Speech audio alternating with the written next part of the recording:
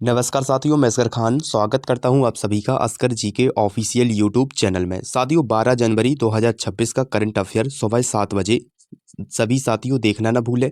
सभी प्रतियोगी परीक्षाओं के लिए महत्वपूर्ण। साथियों, आज का हमारा प्रश्न है, रिवीजन क्वेश्चन है। हाल ही में संगम कुमार साहू ने किस उच्च न्यायालय के मुख्य न्यायाधीश के रूप में शपथ ली है निम्नलिखित में से? तो प्यारे साथियों, इसका आंसर आप लोग कमेंट बॉक्स में बताएंगे। ठीक है, क्या बताएंगे? रिवीजन क्वेश्चन का कमेंट बॉक्स में इसका आंसर बताएंगे। सभी साथी जितने भी प्रतियोगी परीक्षा की तैयारी कर रहे हैं, सभी साथी इसका आंसर कमेंट बॉक्स में बताएंगे। रिवीजन क्वेश्चन का क्या है जी? हमारा रिवीजन क्वेश्चन है। डेली हम रिवीजन एक क्वेश्चन पूछते हैं कमेंट बॉक्स में, इसलिए आप लोग सभी साथी, अगर आप लोग को पता है इसका राइट आंसर क्या होगा कि हाल ही में संगम कुमार साहू ने किस उच्च न्यायालय के मुख्य न्यायाधीश के रूप में शपथ ली है, तो इसका आंसर आप लोग कमेंट बॉक्स में जरूर बताएंगे। ठीक है, रिवीजन क्वेश्चन का आंसर आप लोग कमेंट बॉक्स में जरूर बताएं। चलिए, आज का हमारा प्रश्न क्या है, ध्यान दीजिएगा साथियों। हाल ही में उत्तराखंड उच्च न्यायालय के नए मुख्य न्यायाधीश के रूप में किसे नियुक्त किया गया? एक ही प्रश्न क्या है? हाँ, ये अलग है, सॉरी, जे संगम कुमार जी किस उच्च न्यायालय के न्यायाधीश बने हैं, ये अलग क्वेश्चन है, ये अलग है। हाँ, चलिए ध्यान दीजिएगा। हाल ही में उत्तराखंड उच्च न्यायालय के नए मुख्य न्यायाधीश के रूप में किसे नियुक्त किया गया निम्नलिखित में से? तो साथियों, उत्तराखंड उच्च न्यायालय के नए जो मुख्य न्यायाधीश बने हैं, मुख्य रूप से वो किसे नियुक्त किया गया? तो न्यायमूर्ति मनोज कुमार गुप्ता जी को। ठीक है, किसको किया गया साथियों? न्यायमूर्ति मनोज कुमार गुप्ता जी को। ठीक है, ऑप्शन बी इसका राइट आंसर हो जाएगा। ठीक है, तो जो हाल ही में उत्तराखंड के उच्च न्यायालय के नए मुख्य न्यायाधीश के रूप में नियुक्त किया गया है, किसे किया गया है साथियों? तो न्यायमूर्ति मनोज कुमार गुप्ता जी को। ठीक है, तो न्यायमूर्ति मनोज कुमार गुप्ता जी, न्यायमूर्ति मनोज कुमार गुप्ता को उत्तराखंड का उच्च न्यायालय का नया मुख्य न्यायाधीश नियुक्त किया गया है। मुख्य न्यायाधीश की नियुक्ति राष्ट्रपति द्वारा दी जाती है। किसके द्वारा दी जाती है? राष्ट्रपति द्वारा दी जाती है। यह नियुक्ति न्यायपालिका की, ठीक है, याद रखिएगा, प्रशासनिक दक्षता और न्यायिक नेतृत्व को मजबूत करने के उद्देश्य से की जाती है। ठीक है, किस उद्देश्य से दी जाती है? तो न्यायपालिका की प्रशासनिक दक्षता और न्यायिक नेतृत्व को मजबूत करने के उद्देश्य से दी जाती है। ठीक है, याद रखिएगा। चलिए, अगला हमारा प्रश्न क्या है, ध्यान दीजिएगा। अगला प्रश्न है साथियों हमारा, ध्यान दें।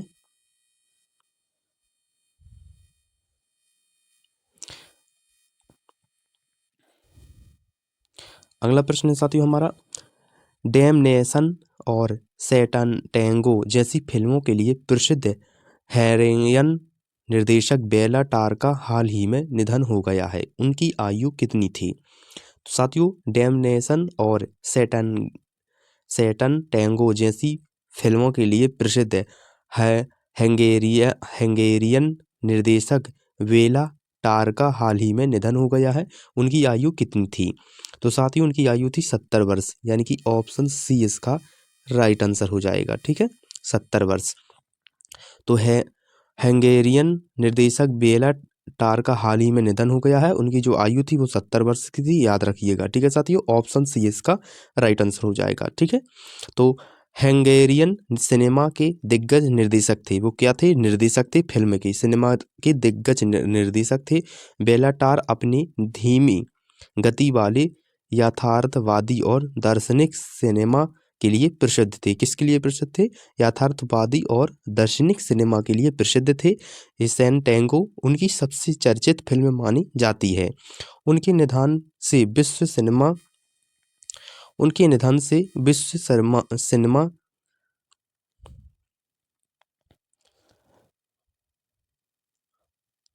जगत को अपूरणीय क्षति हुई है। ठीक है, चलिए अगला प्रश्न हमारा क्या कह रहा है, ध्यान दीजिएगा। ठीक है, अगला प्रश्न है साथियों, हाल ही में पीआईबी के अनुसार किस अनुच्छेद परियोजना को मंजूरी दी गई है जिसका उद्देश्य देश की नवीनीकरण ऊर्जा क्षमता को मजबूत करना है? तो साथियों, हाल ही में जो पीआईबी के अनुसार किस जल विद्युत परियोजना को मंजूरी दी गई है जिसका उद्देश्य देश की नवीनीकरण ऊर्जा क्षमता को मजबूत करना है? तो प्यारे साथियों, कमला जल विद्युत परियोजना को दी गई है। किसको दी गई है? कमला जल विद्युत परियोजना को दी गई है। ठीक है, किसको दी गई है? कमला जल विद्युत कमला जल विद्युत परियोजना को दी गई है? ठीक है, ऑप्शन बी इसका राइट आंसर हो जाएगा। ठीक है, याद रखिएगा, ऑप्शन बी इसका राइट आंसर हो जाएगा। कमला जल विद्युत परियोजना को दी गई है। ठीक है, तो कमला जल विद्युत परियोजना को मंजूरी देकर सरकार ने स्वच्छ और नवीकरणीय ऊर्जा को बढ़ावा देने की दिशा में कदम बढ़ाया है। यह परियोजना भारत की ऊर्जा सुरक्षा को मजबूत करेगी। किसको करेगी? यह योजना है जो यह ऊर्जा को बढ़ावा देने की दिशा में कदम बढ़ाया है। यह परियोजना भारत की ऊर्जा सुरक्षा को मजबूत करेगी। ठीक है, याद रखिएगा। और 2070 तक नेट जीरो कार्बन उत्सर्जन के लक्ष्य को हासिल करने में सहायक होगी। कब होगी? 2070 में तक नेट जीरो कार्बन उत्सर्जन के लक्ष्य को हासिल करने की सहायक होगी। ठीक है, याद रखिएगा।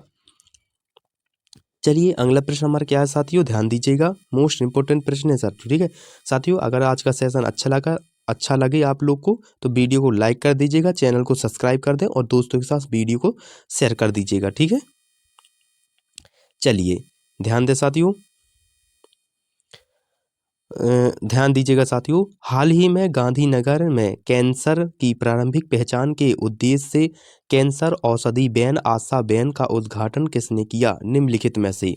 तो साथियों, हाल ही में गांधीनगर में कैंसर की प्रारंभिक पहचान के उद्देश्य से कैंसर औषधि वैन आशा वैन का उद्घाटन किसने किया? निम्नलिखित में से। तो साथियों, मुख्यमंत्री भूपेंद्र पटेल जी ने किया। किसने किया? मुख्यमंत्री भूपेंद्र पटेल जी ने। यानी कि ऑप्शन सी इसका राइट आंसर हो जाएगा। ठीक है, ऑप्शन सी इसका राइट आंसर हो जाएगा, याद रखिएगा। मुख्यमंत्री भूपेंद्र पटेल जी ने आशा वैन का उद्घाटन किया है। ठीक है, तो साथियों 8 जनवरी 2026 को गुजरात के मुख्यमंत्री, कहाँ के मुख्यमंत्री? तो गुजरात के मुख्यमंत्री भूपेंद्र पटेल ने गांधीनगर में कैंसर औषधि वैन आशा वैन का उद्घाटन किया। यह मोबाइल चिकित्सा इकाई कैंसर की प्रारंभिक जांच और समय पर उपचार को बढ़ावा देने में महत्वपूर्ण भूमिका निभाएगी। ठीक है, क्या करेगी? समय पर उपचार को बढ़ावा देने में महत्वपूर्ण भूमिका निभाएगी। ठीक है, याद रखिएगा। चलिए अगला प्रश्न क्या है साथियों हमारा, ध्यान दीजिएगा। ठीक है, अगला प्रश्न हमारा क्या है साथियों, ध्यान दीजिएगा। हाल ही में नई दिल्ली में भारतीय भाषाओं पर तीसरे अंतर्राष्ट्रीय सम्मेलन का उद्घाटन किसने किया? निम्नलिखित में से। तो साथियों, हाल ही में जो नई दिल्ली में भारतीय भाषाओं पर तीसरे अंतर्राष्ट्रीय सम्मेलन का जो उद्घाटन किया है साथियों, वो किसने किया है साथियों? किसने किया है साथियों? तो वो किया है राष्ट्रपति सीपी राधाकृष्णन ने। यानी कि ऑप्शन सी इसका राइट आंसर हो जाएगा। ठीक है, ऑप्शन सी इसका राइट आंसर हो जाएगा। तो जो हाल ही में साथियों नई दिल्ली में भारतीय भाषाओं पर तीसरे अंतर्राष्ट्रीय सम्मेलन का जो उद्घाटन किया है वो किसने किया है? तो उपराष्ट्रपति सीपी राधाकृष्णन हमारे जी क्या है, वाइस प्रेसिडेंट ऑफ इंडिया है, यानी कि उपराष्ट्रपति जी हैं। कौन है? सीपी राधाकृष्णन। ठीक है, तो साथियों उपराष्ट्रपति सीपी राधाकृष्णन ने नई दिल्ली में, कहाँ पर? नई दिल्ली में भारतीय भाषाओं पर तीसरे अंतर्राष्ट्रीय सम्मेलन का उद्घाटन किया है। किसका किया है? तो भारतीय भाषाओं पर तीसरे अंतर्राष्ट्रीय सम्मेलन का उद्घाटन किया है। इस सम्मेलन का उद्देश्य भारतीय भाषाओं के संरक्षण, संवर्धन और वैश्विक मंच पर उनके प्रचार प्रसार को बढ़ावा देना है। ठीक है, याद रखिएगा। चलिए अगला प्रश्न हमारा क्या है साथियों, मोस्ट इंपोर्टेंट प्रश्न है साथियों, ध्यान दीजिएगा। ठीक है, अगला प्रश्न हमारा साथियों, ध्यान दीजिएगा। हाल ही में सऊदी अरब में शुरू हुए गल्फ शील्ड 2026 संयुक्त सैन्य अभ्यास में किन सेनाओं ने भाग लिया? निम्नलिखित में से। तो हाल ही में सऊदी अरब में शुरू हुए गल्फ शील्ड 2026 संयुक्त सैन्य अभ्यास में किन सेनाओं में भाग लिए? निम्नलिखित में से। तो साथियों GCC देशों के हाल ही में सऊदी अरब में शुरू हुए गल्फ शील्ड 2026 संयुक्त सैन्य अभ्यास में किन सेनाओं ने भाग लिए? निम्नलिखित में से। तो साथियों GCC देशों की सेनाओं ने, किसने? GCC देशों की सेनाओं ने, यानी कि ऑप्शन सी इसका राइट आंसर हो जाएगा। ऑप्शन सी इसका राइट आंसर हो जाएगा साथियों। साथियों, सऊदी अरब में आयोजित गोल्ड फील्ड 2026 एक प्रमुख संयुक्त सैन्य अभ्यास है जिसमें खड़ी सहयोग परिषद जीसीसी के सदस्य देशों की सेनाएं शामिल हुई हैं। इस अभ्यास का उद्देश्य क्षेत्रीय सुरक्षा, सैन्य समन्वय और संयुक्त रक्षा क्षमताओं को सुदृढ़ करना है। ऑप्शन सी इसका राइट आंसर हो जाएगा साथियों। चलिए अगला प्रश्न हमारा क्या है साथियों, ध्यान दीजिएगा। हाल ही में भारत की जनगणना 2027 के किस प्रथम चरण के लिए अधिसूचना जारी की गई है निम्नलिखित में से। साथियों, हाल ही में भारत की जो जनगणना 2027 के किस प्रथम चरण के लिए अधिसूचना जारी की गई है, तो मकान सूचीकरण और मकानों की गणना के लिए HLO, यानी कि ऑप्शन सी इसका राइट आंसर हो जाएगा। ऑप्शन सी इसका राइट आंसर हो जाएगा। ठीक है, मकान सूचीकरण और मकानों की गणना यानी कि HLO। भारत सरकार ने जनगणना 2027 के प्रथम चरण के रूप में मकान सूचीकरण और मकानों की गणना HLO हेतु अधिसूचना जारी की है। इस चरण में आवासीय स्थिति भवनों के उपयोग और बुनियादी सुविधाओं से संबंधित आंकड़े एकत्र किए जाते हैं जो आगे की जनगणना का आधार होते हैं। ठीक है साथियों, याद रखिएगा। चलिए अगला प्रश्न हमारा क्या है साथियों, ध्यान दीजिएगा। अगला प्रश्न साथियों हमारा, ध्यान दें। हालिया रिपोर्ट में अनुसार वैश्विक सहयोग के पीछे हटने के मजे नज़र अमेरिका कितने अंतर्राष्ट्रीय संगठनों से बाहर निकलने की योजना बना रहा है निम्नलिखित में से।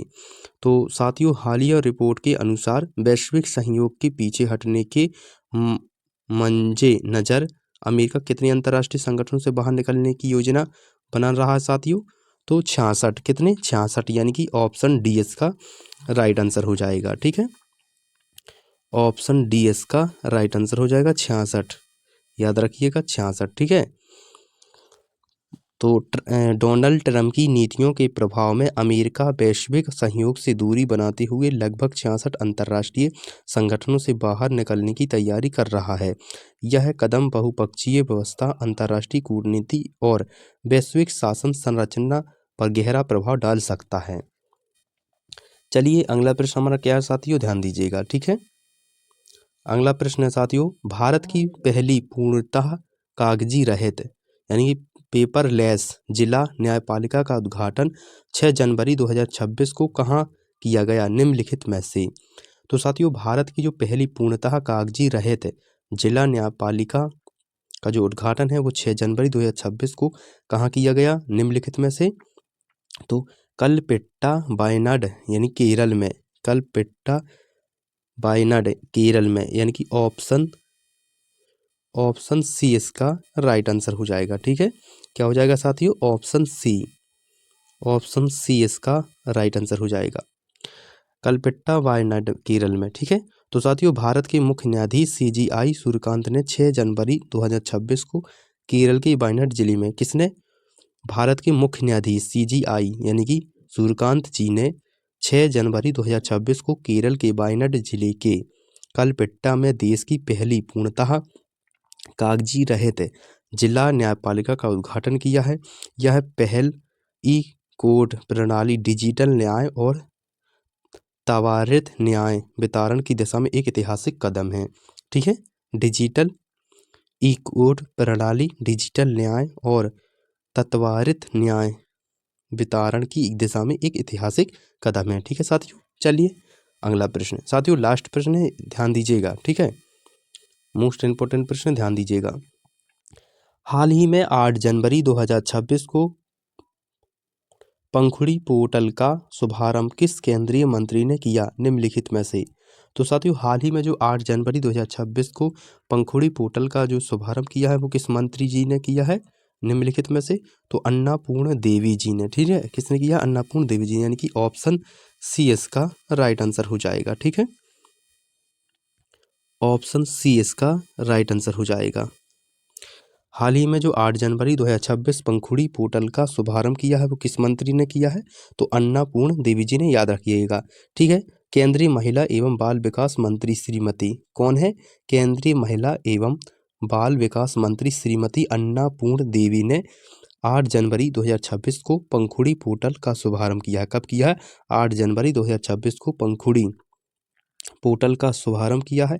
यह पोर्टल महिला एवं बाल विकास से जुड़ी योजनाओं की निगरानी, पारदर्शिता और प्रभावी क्रियान्वयन को सुनिश्चित करने की दिशा में एक महत्वपूर्ण डिजिटल पहल है। ठीक है, डिजिटल पहल है, याद रखिएगा। ऑप्शन सी इसका राइट आंसर हो जाएगा। तो साथियों ये थे आपके मोस्ट इंपोर्टेंट टॉप 10 MCQ जो आपकी परीक्षाओं के लिए बहुत ही महत्वपूर्ण है। साथियों आज का सेशन अच्छा लगा हो तो वीडियो को लाइक कर दीजिएगा, चैनल को सब्सक्राइब कर दीजिएगा और अपने दोस्तों के साथ शेयर कर दीजिएगा। साथियों हमारे यूट्यूब चैनल, हमारे इस चैनल से जुड़े रहिएगा। ये थे मोस्ट इंपोर्टेंट MCQ जो आपकी परीक्षाओं के लिए बहुत ही महत्वपूर्ण है। वीडियो पूरा देखने के लिए धन्यवाद। मिलते हैं अगले करंट अफेयर की वीडियो में।